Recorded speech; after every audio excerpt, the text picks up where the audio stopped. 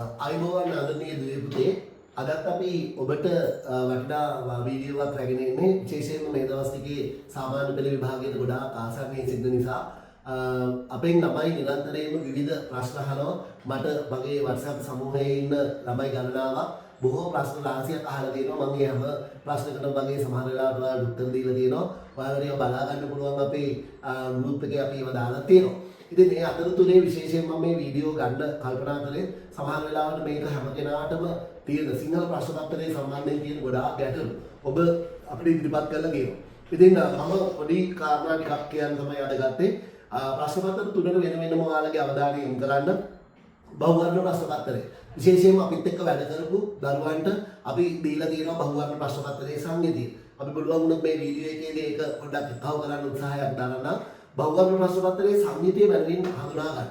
එතකොට අපි ඔයාලට කියලා තියෙන ක්‍රමවේදයක් තියෙනවා ඒ තමයි 2000 විශේෂයෙන්ම මේ සිලබස් එක 2016 ඉඳන් ඇවිල්ලා තිබුණා වුණාට 2019 පස්සේ විභාග ප්‍රශ්න පත්‍ර විශේෂයෙන් අධ්‍යයනය කරා 2019 පස්සේ විභාග ප්‍රශ්න පත්‍ර වල තියෙන බහුවර්ණ ප්‍රශ්න පත්‍රයේ ආකෘතියමයි අපි මෙවර ඔබගේ විභාගයේදී අපේක්ෂා කරන්නේ. එහෙනම් මේ 2019 පස්සේ ආකෘතිය අපිට ඉතාමත් හොඳින් පැහැදිලිව පේන්න තියෙන කාරණාව තමයි එකම ආකෘතියකට තමයි එන්නේ. එතකොට ඔයාලට පුළුවන් මේ ආකෘතිය මැනවින් හඳුනාගෙන 1 සිට 10ට එන ප්‍රශ්න ටිකට වෙනම 11 සිට 20ට තියෙන ප්‍රශ්න ටිකට වෙනම 21 ඉඳන් 30ට ප්‍රශ්න ටිකට වෙනම 31 ඉඳන් 40ට ප්‍රශ්න වලට වෙනම මේ බහුවර්ණ ප්‍රශ්න පත්‍ර වලට සූදානම් වෙන්න. එහෙම සූදානම් වෙලා ඉතාම හොඳ කටුසටහන් ටික ඔබට හදා ගන්න පුළුවන් ව්‍යාකරණ කෙටි සටහන් ටික ඒ කෙටි සටහන් ටික ඉතාල වැදගත් විශේෂයෙන්ම අපේ සම්මන්ත්‍රණයට සහභාගී වෙච්ච දරුදරියන් අතේ මෙන්න මේ නිබන්ධනය තියෙනවා මේ නිබන්ධනයේ බහුවර්ණ ප්‍රශ්න 40ම සඳහා වෙන වෙනම ඔබට අපි ඒ අදාළ කරන උදව්ව ලබා දීලා තියෙනවා ඒ ටික වෙනමම බලා ගන්න වැඩි දෙනෙක් ඊළඟට බහුවර්ණ ප්‍රශ්න පත්‍රයේ ඒක හදාගත්තට පස්සේ ඊළඟට දෙවෙනි කාරණාව තමයි ව්‍යාකරණ ප්‍රශ්න පත්‍රය ව්‍යාකරණ ප්‍රශ්න පත්‍රයේ පළවෙනි ප්‍රශ්නය ඔබ දන්නවා ව්‍යාකරණ කෙටි ප්‍රශ්න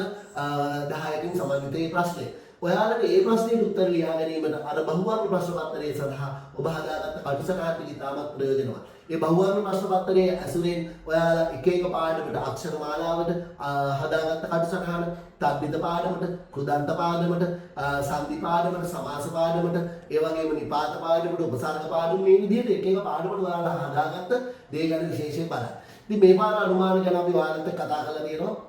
ඒකෙදි කර්තෘකාර කර්මකාරක වාක්‍ය රටාව ගැන විශේෂ අවධානය යොමු කරන්න 2021 22 23 කියන අවුරුදු තුනේම විභාග ප්‍රශ්න පත්‍රයේ පළවෙනි ප්‍රශ්නේ දෙවෙනි පේපර් එකේ පළවෙනි ප්‍රශ්නේ තිබුණේ කර්තෘකාරක කර්මකාරක වාක්‍ය දෙකක් දීලා ඒක කර්තෘකාරයෙන් නගන්න. බොහෝ වෙලාවට මේ අවුරුද්දක් බලාපොරොත්තු වෙමින් ඉන්නවා ඔබට කර්තෘකාරක වාක්‍ය දෙකක් දීලා කර්මකාරයෙන් නගන්න ඒවි කියලා. ඒ වගේම ප්‍රകൃතිය පාඩම විශේෂයෙන් අවධානය යොමු කරන්න. උත්තරාකයන්පද සම්බන්ධය පිළිබඳව තේරෙන දේ තමයි ඒ දේ. ඒ වගේම සංධි පාඩම අපි මේවා වෙන වෙනම විභක්ති පාඩම මේ කොටස් ගැන අවධානය යොමු කරන්න. රචනාව ගැන කතා කරමු. ඇත්තටම රචනාව ගැන ගත්තාන් පස්සේ අපිට කියන්න තියෙන කාරණාව තමයි ව්‍යුහගත රචනාව. ඔයාලා තෝරගන්න ඡේදයේ තියෙන key sentences. එහෙම නැත්නම් අපි කියනවා ව්‍යුහගත ඡේදයේ තියෙන ප්‍රධාන වාක්‍ය එල්ලෙන්. මම මේ වචනේ තමයි හැමදාම භාවිත කරන්නේ. එහෙනම් මොකද වෙලා තියෙන ප්‍රධාන අදහස් හතරක් විතර තමයි ඔයාලගේ තියෙන්නේ. ඔයාලගේ තියෙන විභගත රචනාවේ ඒ ප්‍රධාන අදහස් ටික අරගෙන ඒ එක් එක් ප්‍රධාන අදහසට ගැලපෙන පරිදි ඡේද හතරක් ලියන්න. ඒකෙන් පිටපයින්නට එපා. ඒකෙන් පිටපයින්නේ නැතුව ඒකේ ඒ වාක්‍යය තුල මෙල්බගෙන ඒ රචනාව ලියන්න වග බලා ගන්න වරදින්නේ නැහැ. ඒකෙදී අපි බලන්නේ විශ්ලේෂණ හැකියාව. සංශ්ලේෂණය සහ විශ්ලේෂණය විශේෂයෙන්ම ප්‍රධාන කරුණු හතර අවබෝධ කර ගැනීම ඊළඟට ඒ ප්‍රධාන කරුණු එකින් එක තෝරාගත්ත කරුණු විශ්ලේෂණාත්මකව ඒකට ගවේෂණාත්මක තොරතුරු එකතු කිරීම තමයි අපි ඒකෙදි බලාපොරොත්තු වෙන්නේ. ඊළඟට දුවේ පුතේ විශේෂයෙන් මතක තියාගන්න සාරාංශය ගත්තාම මේ සාරාංශයේදී අපිට දක්වන්න තියෙන්නේ රචනාවේ තියෙන වැඩේම අනිත් පැත්ත. ඒ කියන්නේ සාරාංශයේදී ඔයාලට කරන්න තියෙන ප්‍රධාන අදහස් ටික තෝරගෙන ඒ ප්‍රධාන අදහස් ටික හකුලවා දැක්වීම තමයි ඔයාලා සාරාංශයේදී කරන්න තියෙන්නේ. එහෙනම් ඒ කාරණාව රචනාවෙම අනිත් පැත්ත තමයි සාරාංශයේදී වෙන්නේ. රචනාවේදී සංශ්ලේෂණය සහ විශ්ලේෂණය විශේෂයෙන්ම අපි කියුවේ විශ්ලේෂණය. එතකොට සාරාංශයේදී අපි බලාපොරොත්තු වෙන්නේ සංශ්ලේෂණ කුසලතාවය ඒක ඔයා හකුලවා දැක්වීම. ඊළඟට තුන්වෙනි ප්‍රශ්නය හැටියට අපිට සාරාංශය ආවට පස්සේ හතරවෙනි ප්‍රශ්නය හැටියට අවබෝධයේ ඡේදය. අවබෝධයේ ඡේදය විශේෂයෙන්ම ඔයාලට එතරම් අමාරු වෙන්නේ නැහැ විභාග දෙපාර්තමේන්තුව මගින් ඔබට ලබා දීලා තියෙන නොමිලේ ලබා දෙන ලකුණු ටිකක් හා සමාන මේ ලකුණු ටික ගන්න ඉතාමත් යොසුලව බලා ගන්න. ඊළඟ ප්‍රායෝගික ලේඛන ප්‍රශ්නේ අපි 2024 ඒ කියන්නේ 2025 මාර්තු මාස විභාගෙට ලියන දරුවන්ට අපි අනුමාන කරලා තියෙනවා ප්‍රායෝගික ලේඛනවලදී විශේෂයෙන්ම රාජකාරී ලිපිය හෝ ව්‍යාපාරික ලිපිය ඒ වගේම පුවත්පත් වාර්තාව තමයි අපි ඒකදී බලලා තියෙන්නේ. විශේෂයෙන්ම අපි ඒවට අදාළ කොටස් ඔබට මේ වෙනකොට ලබා දීලා තියෙනවා. කාට හරි කෙනෙකුට වෙනම ලබා ගන්න ඕන නම් අපේ WhatsApp නම්බරේ මේක තියෙනවා. ඒක බලලා අපිට මැසේජ් එකක් දාන්න. එතකොට පුවත්පත් වාර්තාව රාජකාරී ලිපිය ඒ ලකුණු ලැබෙන ආකාරයෙන් පිළිබඳ දැනුමක් ඔයාලට අපිට ලබා දෙන්න පුළුවන්කම තියෙනවා. ඊළඟට සාහිත්‍ය ප්‍රශ්න පත්‍රයට මම එනවා. සාහිත්‍ය ප්‍රශ්න පත්‍රයේ මෙවර අපි ඉතාම හොඳ අනුමාන ප්‍රශ්න පත්‍රයක් ඔයාලට ලබා දීලා තියෙනවා. ප්‍රධාන වශයෙන්ම සාහිත්‍ය කෙටි ප්‍රශ්න ටික සහ දෙවෙනි ප්‍රශ්නයේ වෙන අර්ථ සහ පරිකථා ලිවීමේ ප්‍රශ්නයේ ඔබට තියෙන ලොකුම අභියෝගය තමයි මෙන්න මේකට තියෙන ලකුණු 40 ලබා ගන්න. මේ ලකුණු 40ක් තියෙනවා 20 ලකුණු 40ක්. මේක තනිකර ඔබගේ මතකයෙන් කළ යුතු කාරණාවක්. ඔයාගේ මතකයේ තියුණු නම් ඔබට තියුණු මතකයකින් සම්බන්ධිත කෙනෙක් නම් අනිවාර්යෙන්ම ඔයාලට මේ ලකුණු ටික ලබා ගන්න පුළුවන්. එහෙනම් හොඳට සූදානම් වෙලා ගිහින් ඉවරලා අපි මොකද කරන්න ඕනේ මේ ලකුණු 40 ලබා ගන්න. මේකේ නිවැරදි පිළිතුරු ලියුවොත් උත්තර පත්‍ර පරීක්ෂකවරයාට එක ලකුණක්වත් අඩු කරන්නට බෑ.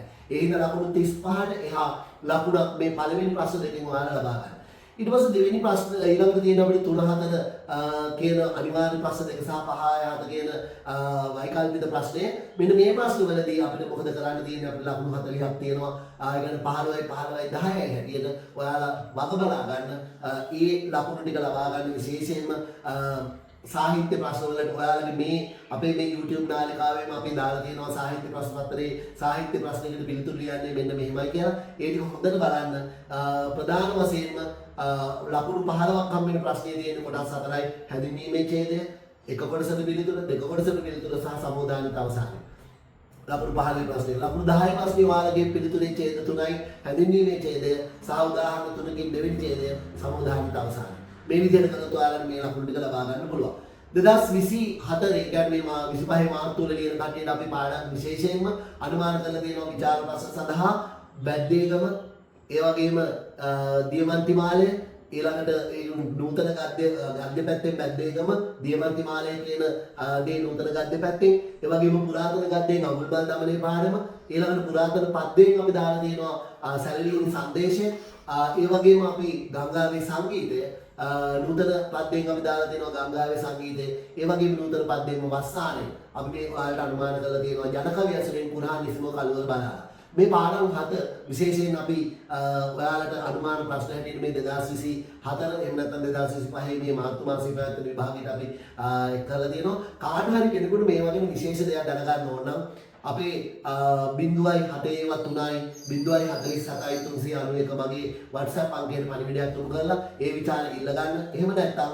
www.ayanakiyana.com කියන අපේ වෙබ් අඩවියට පිවිසෙන්න වෙබ් අඩවියේ ශ්‍රේණි අංග කියන කොටසට යන්න 11 ශ්‍රේණියට යන්න 11 ශ්‍රේණියේ සාහිත්‍ය පාඩම් කියන එකට යන්න ඒකේ 11 ශ්‍රේණියට අදාළ විචාර ටික ඔක්කොම දාලා තියෙනවා ඒකේ ශ්‍රේණි අංග කියන කොටසට ගිහිල්ලා 10 ශ්‍රේණියට යන්න 10 ශ්‍රේණියේ සාහිත්‍ය පාඩම් වලට යන්න ඒකේ අපි සියලු උත්තර ටික දාලා තියෙනවා එහෙනම් මෙන්න මේවා ගැන ඊළඟට අපෙන් දරුවෝ අහපු ප්‍රශ්න දෙකකට උත්තර දෙන්න මම මේක අවස්ථාවක් කරගන්නවා ළමයි අහලා තියෙනවා අපෙන් විභාගෙට ලිවීමේදී පෑන් පාවිච්චි කරන්නේ කොහොමද කියලා විශේෂයෙන්ම නිල් පෑනයි කළු පෑනයි විතරක් පාවිච්චි කරන්න අත්පත්‍රිකාව එහෙම නැත්නම් ප්‍රායෝගික ලේඛනයේදී ඔබට වෙන පෑන් පාවිච්චි කරන්න පුළුවන් මම මේකට නිර්දේශ කරන්නේ පාට පැන්සල් නිල් කළු රතු සහ අහ කියන පාට පැන්සල් 4ක් අරගෙන යන්න. ඒ පාට පැන්සල් 4 විතරක්ම පාවිච්චි කරන්න වග බලා ගන්න. ඉතින් මෙන්න මේ කරුණු කාරණා මේ අමතරව ඔබට යමක් දැනගන්න ඕන නම් මම කලින් සඳහන් කරපු අපේ දුරකථන අංකයට කතා කරන්න WhatsApp පණිවිඩයක් එවන්න. අපි මේ අපේ YouTube නාලිකාවේ පල්ලෙහාට අපේ නම්බරේ දක්වලා තියෙනවා. ඔයාලට පුළුවන් අපිට කතා කරලා මේක දැනගන්න. ඉතින් ඉහළ විභාග ජයග්‍රහණයක් සනාථ කර ගැනීමට ඔබ සියලු දෙනාටම ශක්තිය ධෛර්යය වාසනාව උදා වේවා කියලා ප්‍රාර්ථනා කරනවා. අපි ආයතන කියන සිංහල ශිල්පාත් කරනවා.